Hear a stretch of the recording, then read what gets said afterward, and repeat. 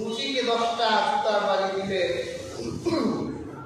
ধোপাকে 10টা জুতার বাড়ি দিলেন, কিন্তু আপনি মাস্টার সাহেব তো একটা বাড়িও দিলেন না, শুধু বললেন আপনি তার সাথে কাজ করতে পারেন।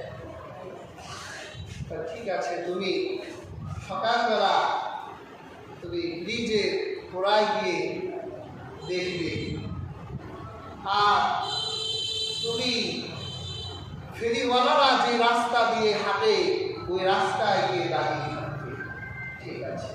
সকালবেলা থেকে মুচি লোকটা তার জুতা পলিশটলি সব নিয়ে ব্রিজের গোড়ায় বসে গেছে, মানুষদেরকে ডাকতেছে, কার জুতা সেলাই করবেন আসে, কার জুতা পলিশ করবেন আসে, আমি আপনাদের জুতা পলিশ করার জন্য আবার চলে এসেছি। আর ধোপা গ্রামে গ্রামে বের হচ্ছে আর বলছে যে আপনারা কেউ কাপড় ধুইবে, আমি আছি। কিন্তু 1 দিন 2 দিন 3 দিন 1 মাস হয়ে যায়, মাস্টার সাহেব স্কুলেও যায় না, তাকে দেখাও যায়। জজ সাহেবের কাছে গিয়ে বললেন আমি তো হাকিকত বুঝলাম না। জজ সাহেব বলল এটা হাকিকত হলো এই মুচির ভিতরে জ্ঞান নেই, ওর পার্সোনালিটিও নাই, পরে যদি 1000 জুতার বাড়িও দাও তারপরেও ওর যে কাজ ওই কাজও করেই যাবে, মানুষের সামনে একটা মুহূর্তের জন্য লজ্জিত হবে না। এই জন্য তুমি দেখেছো মুচি ব্রিজের গোড়ায় বসে পড়েছে, লজ্জা নাই, ধোপার ভিতরে লজ্জা নাই, সে আবার রোডে বের হয়ে গেছে। কিন্তু আমার ছোট্ট একটা কথা, তাদের জুতার বাড়ি দেই না, একটা কথা তার ভিতরে প্রতিক্রিয়া তৈরি করলো যা আমার মতো একজন জ্ঞানী ব্যক্তি কেমন করে তাদের সাথে অপরাধ করতে পারে। এই লজ্জার কারণে 1 মাস হয়ে যায়, ঘর থেকে বের হয় না। জ্ঞানের একটা ব্যক্তিত্ব আছে। জ্ঞানকে এই জন্য বলা হয়েছে জ্ঞান ইজ পাওয়ার, জ্ঞান ইজ লাইট। জ্ঞান হলো পাওয়ার, জ্ঞান হলো আলো। প্যার হাজরিন,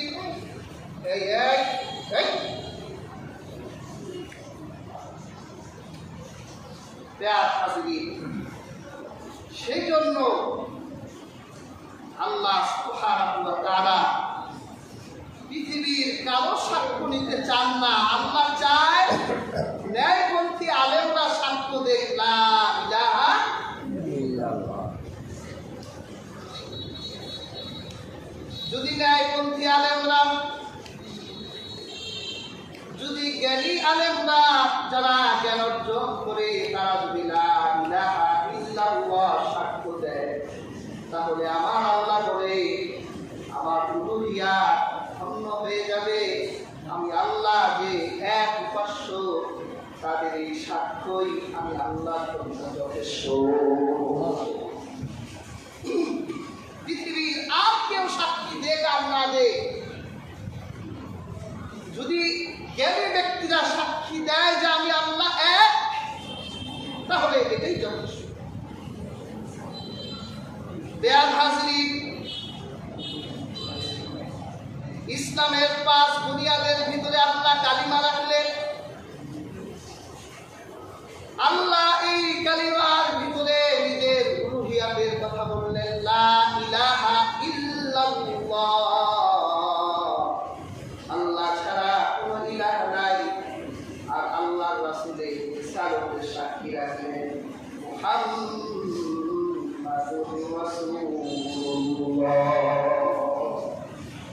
আর মুহাম্মাদুর রাসূলুল্লাহ বলে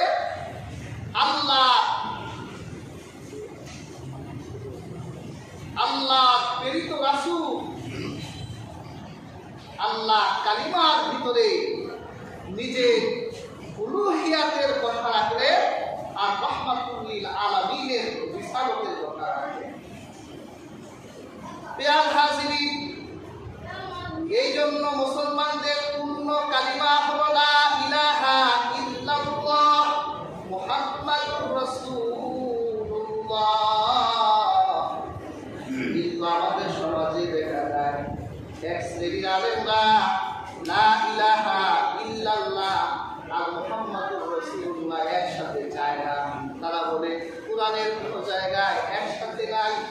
অথচ আমার আল্লাহ যেখানে নিজের নাম রেখেছে সেখানে রহমতের নবীর নাম রেখেছে।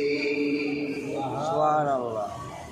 যেখানে নিজের নাম সেখানে রহমতের নবীর নাম রেখেছে। বেয়ার হাজিরিন তো অবাক হলাম, কিছুদিন আগে বাংলাদেশে ফিলিস্তিনের পক্ষে অনেক আলেমরা ইসরায়েলের বিপক্ষে আন্দোলন করেছে।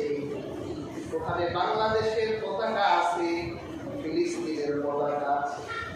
অনেক ভাইদের দেখলাম লা ইলাহা ইল্লাল্লাহু মুহাম্মাদুর রাসূলুল্লাহ এই পতাকা নিয়ে গিয়েছে। দেখলাম এই পতাকা তুলে রেখে দিচ্ছে, এই পতাকা নিয়ে আন্দোলনে যাওয়া যাবে না, বলে এই পতাকা নেওয়া যাবে না। কারণটা কি? ব্যাখ্যা দেয় এই পতাকা ব্যবহার করে আইএস সন্ত্রাসী সংগঠন লা ইলাহা ইল্লাল্লাহু মুহাম্মাদুর রাসূলুল্লাহ এই পতাকা ব্যবহার করে। আপনারা এই পতাকা নিয়ে আইসেন না, তা মনে করবে যে সন্ত্রাসীরা এসেছে। এই কালেমা কি সন্ত্রাসী কালেমা? একটা মানুষ কি সেখানে ছিল না যে তাওহীদ আর রিসালাতের এই কালিমাকে উদ্দিন করতে দেয় না? একটা মানুষ কি নাই?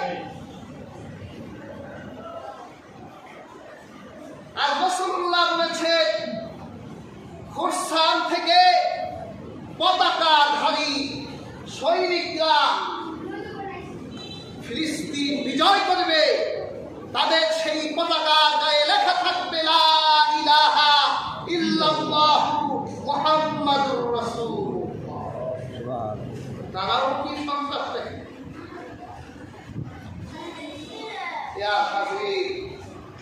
এখান থেকে বোঝা যায় এরা সত্যনিষ্ঠ মানুষ নয়।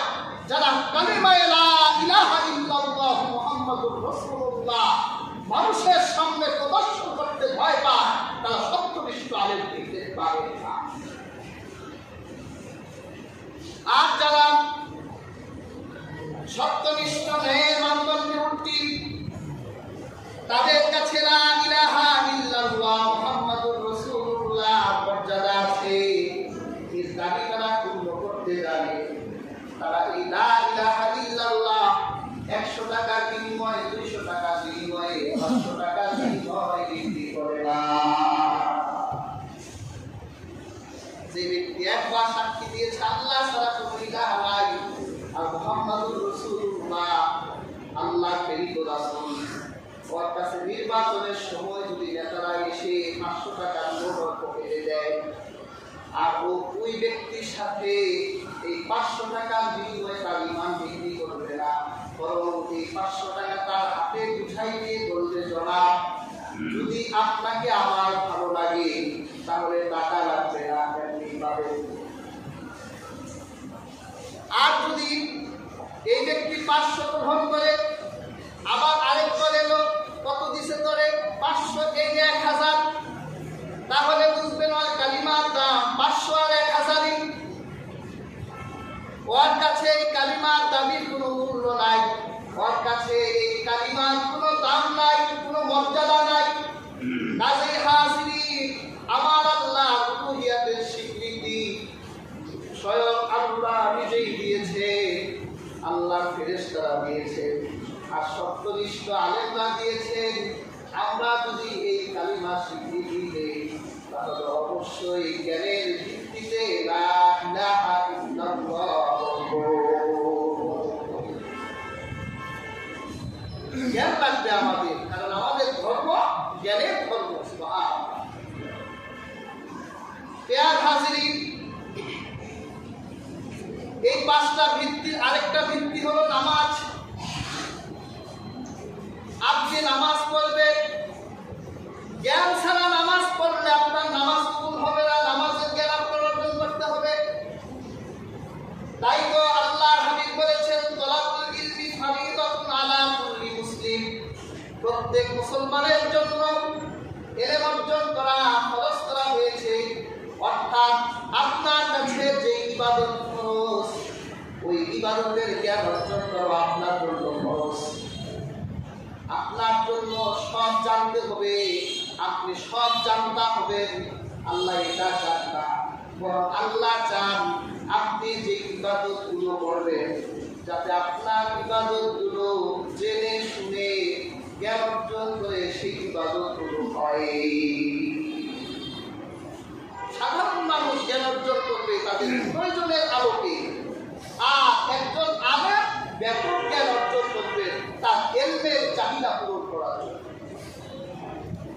বেয়ার হাজির, কিন্তু আজকে দেখেন তো আমরা নামাজ পড়ি, কিন্তু নামাজের জ্ঞান আমরা কতটুকু অর্জন করেছি?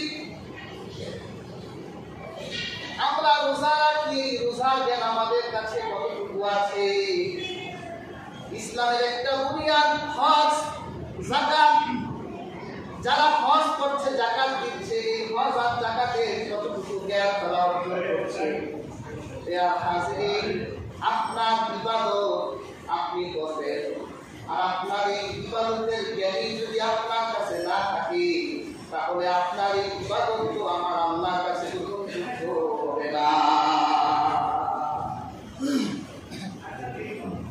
আপনাকে বেতন জ্ঞান অর্জন করার দরকার নাই, কারণ এই পৃথিবীর মানুষের প্রফেশন আলাদা আলাদা।